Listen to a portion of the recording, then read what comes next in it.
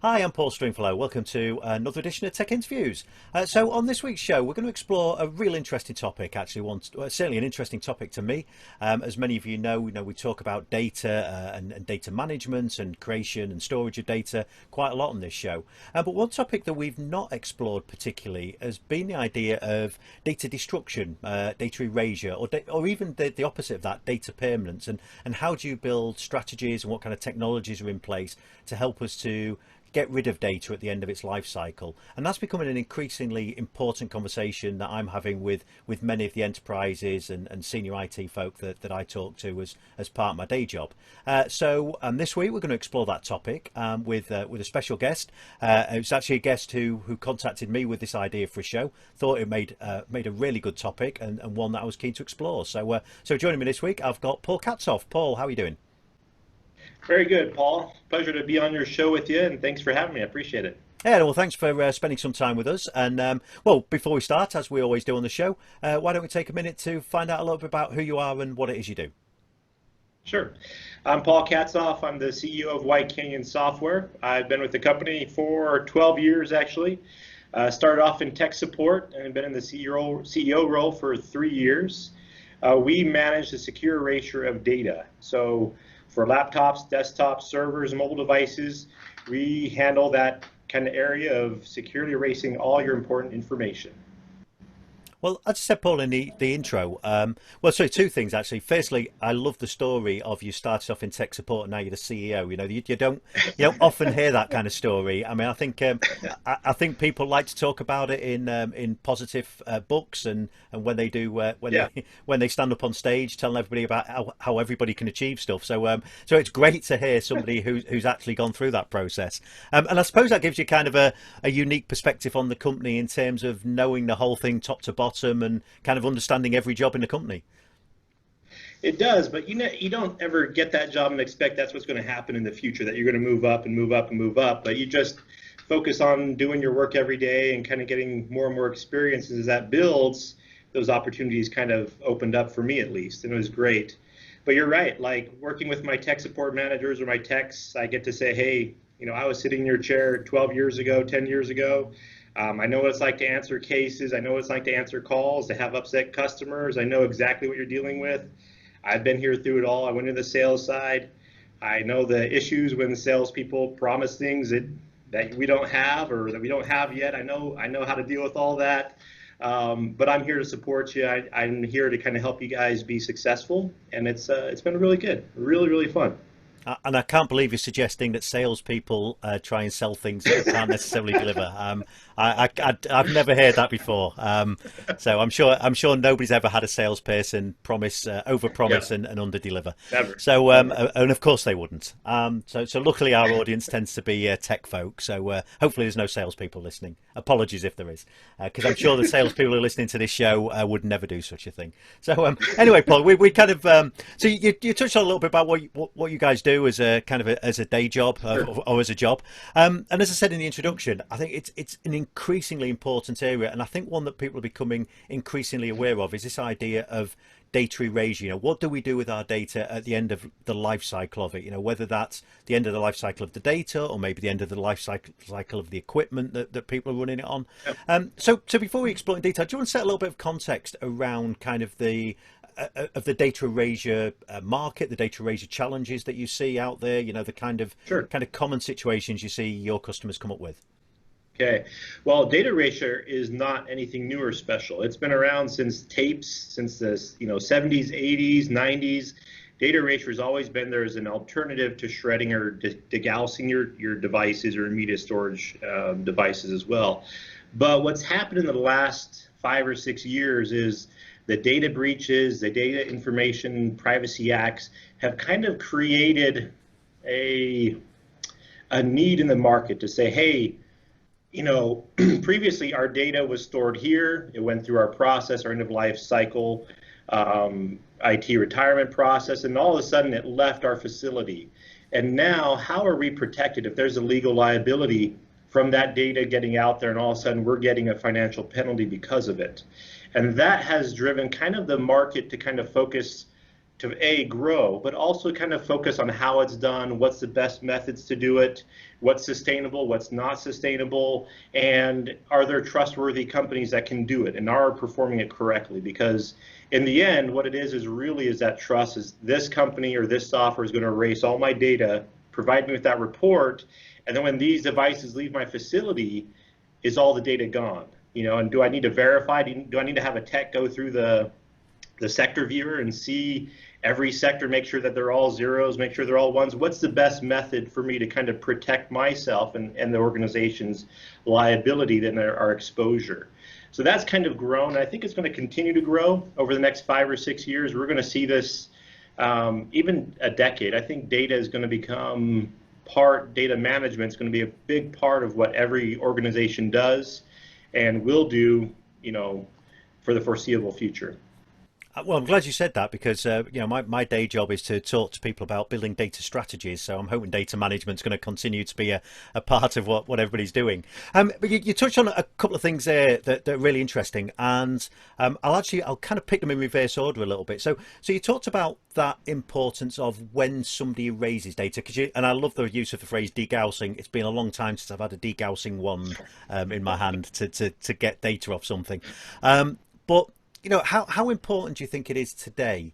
And is it becoming increasingly important that actually, if we're talking about data erasure, that we have some kind of certification of proof? Are you seeing increasingly that businesses and enterprises are being asked for that kind of thing? It's no good just saying, I put a hammer through the disk. We need something more official, more traceable than that. Traceable is exactly what the issue there is. All of a sudden you have a tech sign a document, say, hey, I destroyed your 200 drives. Well, if your drives are worth $20-30, he just shredded, $1,200 or $800 worth of material or devices. And is there a leak or a loophole? Is there a way for him to get those devices out and sell them and make some extra money? So there are some issues and weaknesses in the physical destruction realm. As far as the certification side, it's not overly difficult to create an erasure program, right? To make it be basically compatible with, a few of the laptops out there. You can put some code together to send it out there. What happens though is, did you get all the different areas of the drive, the DCOs, the HPAs? Are you working with TPM chips correctly? Are you working with all these different new components and technological advances? Or are you saying it does, and when it comes down to it, into a spot check, into a forensic analysis, all of a sudden you're falling short? And so these certifications that are out there, like DISA in the UK, Common Criteria, EAL2+, these all kind of speak to an organization's ability to erase the device properly and securely.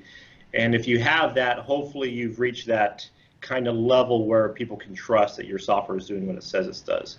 The other part is compatibility.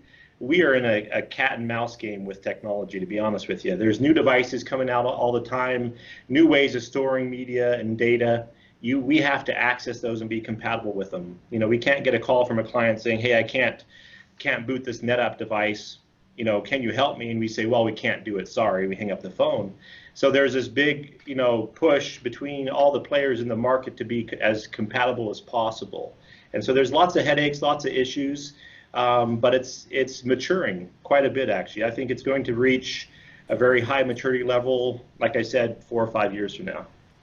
And I think that maturing is important as well, isn't it? And actually one of the things that I hadn't really thought about is that I guess certification also will give a customer, so if they've come to you and you've said, yes, I've destroyed some data and I've got some certification, but if that certification is also meeting kind of a requirement, it's not just Paul's certification that he's printed off at home, it goes beyond that. And I suppose that level of standards, I suppose was the word I was looking for, that if you're meeting a standard, that gives a customer a level of confidence that indeed that data has been erased properly. Is that increasingly crucial as well?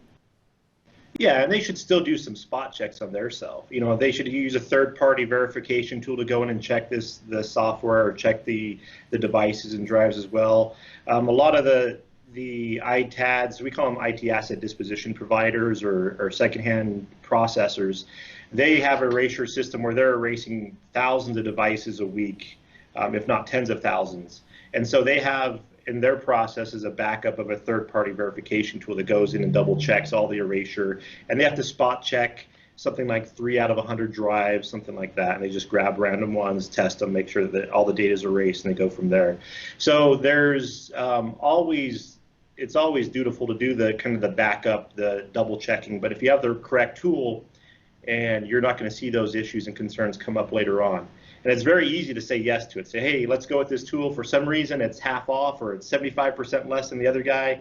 Let's use that guy. And then all of a sudden, 3 weeks later, you got tech headaches. You got, all that kind of nonsense. So.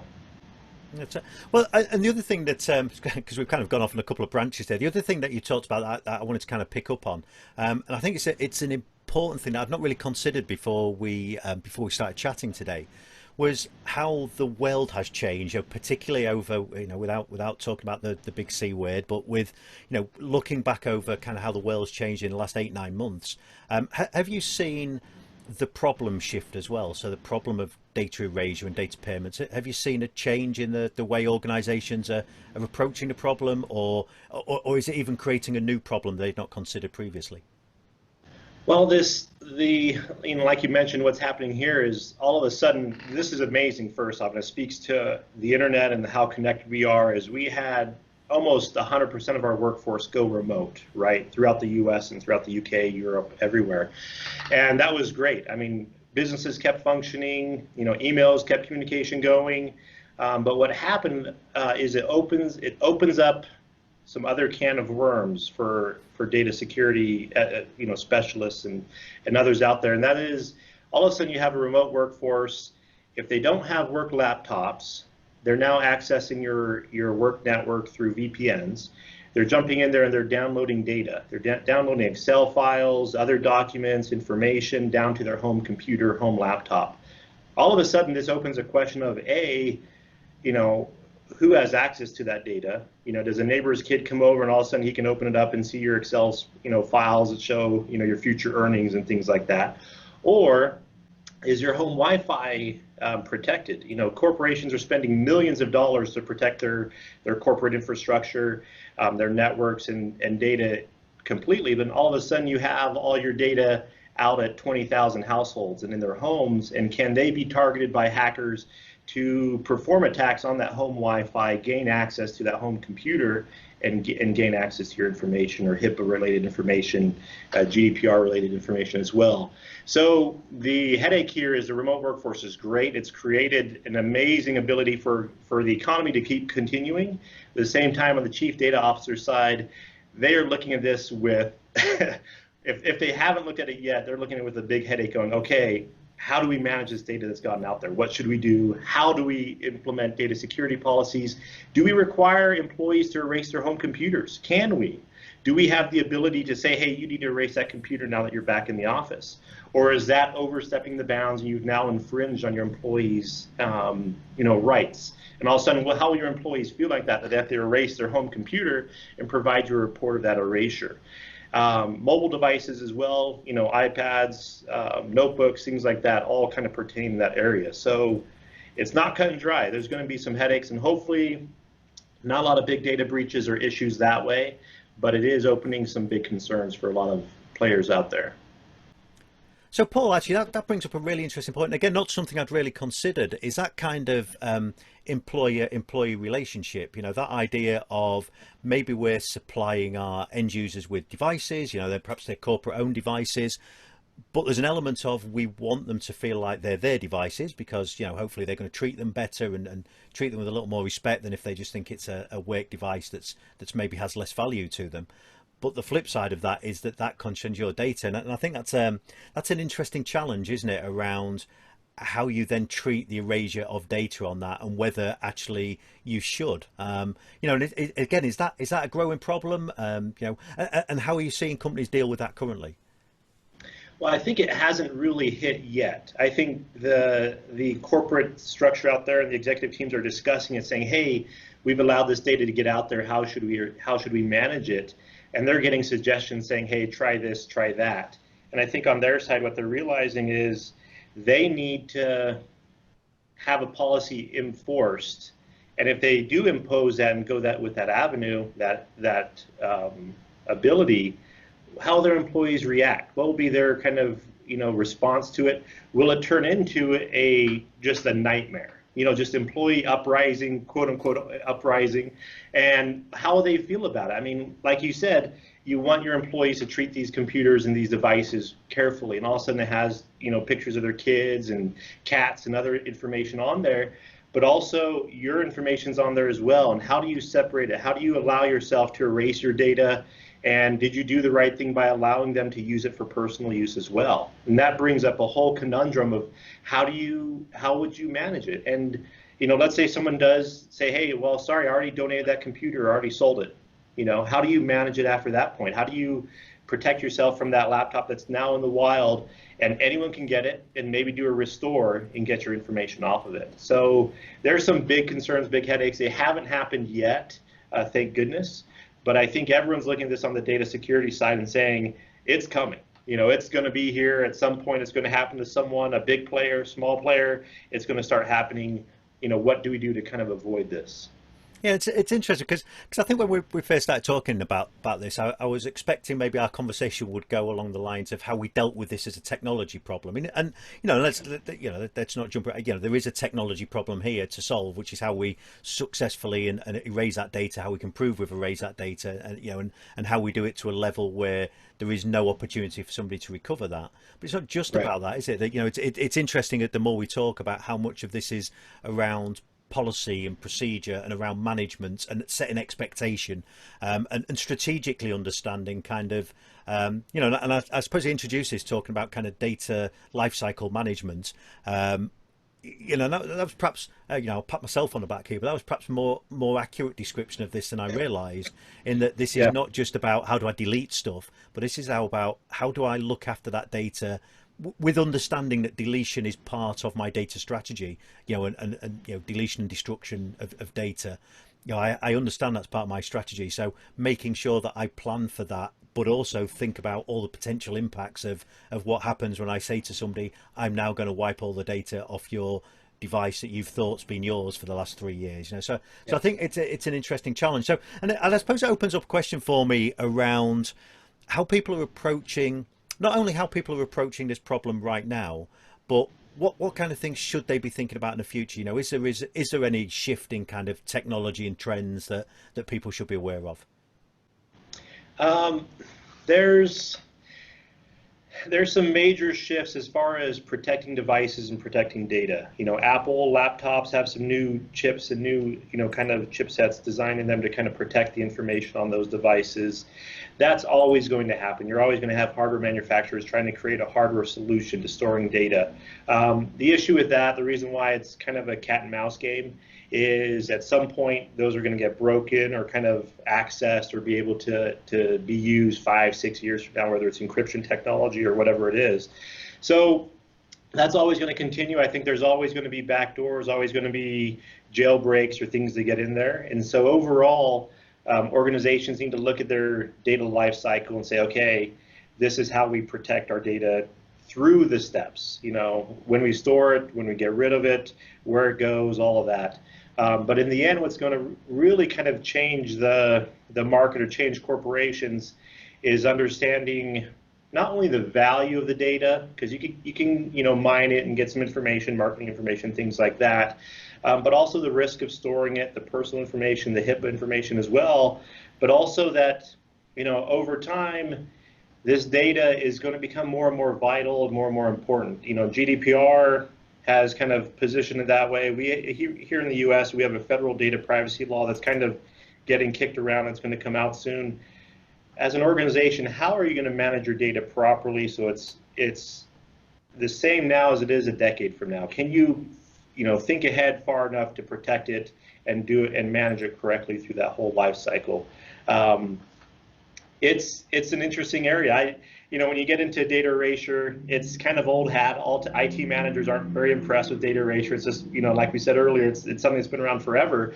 But all of a sudden, this rusty tool that you've had forever now has to become sharpened and a part of your tool set, of your day-to-day use. And how does a corporation do that is kind of it's interesting. I love that part of it. It's really fun. And I think make a really good point as well about I think some we might have listened to people might have been listening or watching the show at the beginning and considering, well, data erasure, what else could I possibly learn? But I think it's fascinating how quickly we've moved into this being a conversation about data management strategy, about the way we think about managing devices, user policy, all of those kind of things. So, I suppose if I'm listening this, I'm listening to this, and I'm somebody who's involved in either technically trying to solve this problem or developing strategies around it. What are some of the kind of key things that people should be looking at? What are some of the considerations that we should have in place for thinking about data, as you said at the beginning, data permanence, data erasure? What are some of the things we should be considering? And particularly, I think if we're dealing with this at scale, at kind of an enterprise scale, because it's okay worrying about deleting and erasing the data on one device, but how do we build a holistic policy for tens of hundreds of thousands of endpoints, thousands of devices? First off, I think you need to reach out to experts that know the industry, know it backwards and forwards. Here at WhiteCanyon Software, like I said earlier, we've been doing this for 22 years, so we know it backwards and forwards. We work with large organizations like Citibank. They have 250,000 devices out there in the world. How do they manage all those devices? We're part and parcel of how they kind of run that system. So we're very excited about where this data is going, how it's being stored. We're going to help you guys kind of see the efficiencies you can gain. Just like you said, if you just erase each device individually, you're going to have 10,000 employees busy for 3 years. That's not the efficient kind of scaling that you need on your side. Speak with us. We can take you through the steps to kind of manage that data correctly and properly and take that to the next level and kind of smooth out the wrinkles, make it work the way that you need it to work. And we can also work with each organization's different. We can work with their ERP systems, all that kind of stuff. That's kind of our expertise and has been, for years.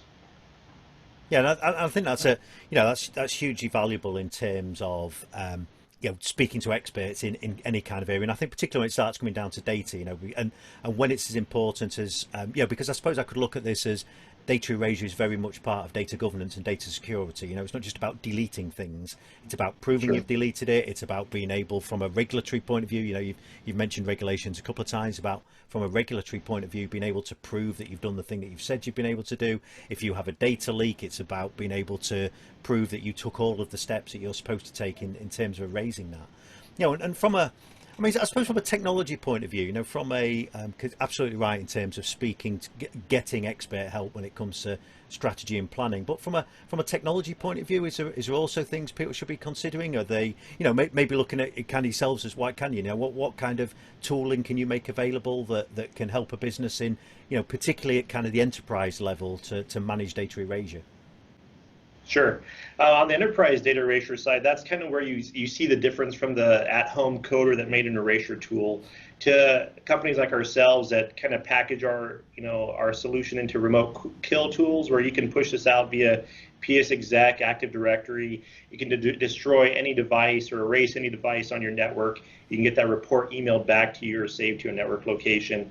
We have all sorts of features and setups where you can erase a workbench of 200 devices at one time. So you can set up a whole 5 or 6 workbenches, flow through your devices at end of life, get them out and resold or back to the lease or whatever you need to do on your side, so that all your data is protected. You have your reporting, you have all that information on your side to protect yourself, and a very efficient process to keep your costs down as well.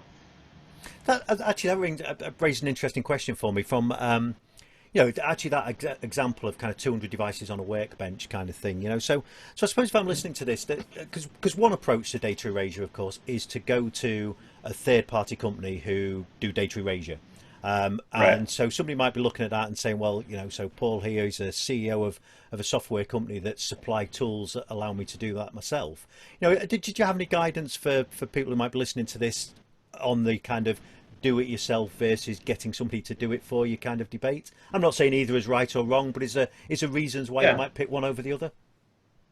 So the market's always liked third-party service providers. There's just a cost savings there. There's less headache. You're not trying to hire these workers, train them, get them, running in your facility. You can just bring in a third-party provider or just ship your devices to a third-party provider. Here in the US, the HIPAA regulations have kind of changed that, where anyone that touches your data is now liable. So if you have the data in your organization as a healthcare organization or a health insurance organization, and it leaves and goes to a third party, and they're supposed to erase it, and then it goes, and they resell it or whatever, if that data did make it through, or let's say a laptop got stolen or something like that, all the providers, everyone that touched that device is now liable and will get a fine for that. So what these healthcare organizations have said, you know what, we need to do this in-house. We need to do it over here first, get that proof, and then provide it to third-party providers to do what they want. And sometimes you have third-party providers go in-house and do it for the customer on their site, on location. We don't really have an opinion on that. One way or the other, whatever is the most cost-effective for you, that's great. They bring in an expertise of erasure, of processing devices. That's always a plus. But most importantly, you need to follow the regulations for your industry. If there is liability for you for any data getting out, you need to protect yourself first. Don't rely on those third-party service providers. Case in point, Morgan Stanley has an ITAD that had data get out 2 or 3 times. They just have a $60 million fine from the OCR. So that's $60 million out, in a fine that they trusted this third-party provider. That third-party provider should have done a better job, but ultimately they're responsible for that data, and you have to be responsible for that data and manage it correctly. And you're next on the line if it isn't. So. Well, I suppose that raises, just kind of one more question, I think, before we look to wrap up, because I think it's a really fascinating topic, and and I think one that's taken us down a bunch of avenues that I perhaps not necessarily expected it to. So I suppose one question that springs to mind is, so some people maybe watching this show and thinking, I'm not sure whether I need to worry about data destruction, data erasure. So have you got any tips for, because I suppose I'm sure it's easy to say that all organisations should worry about this kind of thing. I think to a point they probably should. But have you got any kind of guidance on if somebody's unsure? What kind of things should they consider in terms of their data estate that would drive would drive you in a kind of putting your expert hat on to say, actually, I would absolutely be considering how I dealt with my data at the end of its life. Data comes in all different forms. You have customer contact information, you have, it gets into private health information, you have other information about your clients and users and even employees as well. Data comes in all different kind of avenues. If you're sitting on your side saying, hey, I don't need to worry about data erasure or data security, I would just caution and say, take a closer look at what your data is. Look into your databases, look into that information, and see if there's things in there that you don't want to get out if your information was in there. And also on the regulation side, that's protected or that should be protected from getting out there. And I think what you'll really find is, almost all data is protected nowadays. In the US 50 states, every state has a data breach notification law. So if you've received a data breach of X amount size, you have to notify everyone within a set amount of time or you get a fine. So there's these different levels of protection that are coming in, and I think it's going to get tighter and tighter. You might be safe now, but fast forward 3 years from now, you're going to be left out of it. You're going to be trying to catch up because you didn't implement solutions and best practices right now. And maybe you'll regret it, maybe you'll catch up very quickly. But it is coming, I feel, on my side. I think it's going to reach a very high kind of control point in the near future. And I think that's good advice, actually. I think to understand, one, whether you've got some regulatory demands that suggest that, you really need to worry about data erasure. But I think that second point as well, about even if you don't feel you need to do it today, understand that over the next 1, 2, 3 years, that situation might change. So at least speak to somebody with some experience in the space and understand what the requirements might be and what you need to consider, and start planning for perhaps doing that now. Because I would think in all organisations as well, and like I said, the easy answer would be, of course, everybody should. But I think in all organisations, I think there is an element of that anyway. We will all hold some level of data, whether it's commercially sensitive or private information or personally sensitive information. It's stuff that we don't want to get out necessarily. So I think it's a fascinating topic. So Paul, as we wrap up here, if people want to find out more about WhiteCanyon or want to find out more about you, what's a good way they can do that? Can they get kind of free trials of what you guys do? What's a good way to find out more? Absolutely. Visit our websites. We have whitecanyon.com or wipedrive.com. You can see us on social media. You can go ahead and ping me if you want, at Paul Katzoff, Katzoff, if you want. I'd be happy to answer your questions or speak to you as well. We've been doing this for a long time, so come in, talk with us. We'll take you through what you're trying to do, what you hope to do. We'll help you improve your data security policy. We'll go through all those steps with you. It's what we've been doing for a long time, and by the looks of it, we're going to be here for a while, doing it for a long time as well. So, well, Paul, I think it's been brilliant. I think it's a great chat, and I've really enjoyed it. And I think it's opened up even for me, who's worked in the data industry for 25 years. I think it's made me think slightly differently about this idea of data erasure. I think we've touched on a whole bunch of things there. So, Paul, thanks for coming on the show. Appreciate your time, and look forward to having you on again sometime in the future. Yeah, thanks, Paul. Thanks for having me. Have a great day, okay? I hope you enjoyed that. For show notes, pop over to techstringy.com. We'll also find all of our previous Tech Interviews episodes. If you've got an idea for a show or would like to appear as a guest, then why not drop me an email at podcast@techstringy.com. To make sure you catch next Tech Interviews, then why not subscribe? You can subscribe here on YouTube, or of course you can subscribe in all good homes of podcasts, including Apple Podcasts, SoundCloud, Stitcher and Spotify. So until next time, thanks for watching.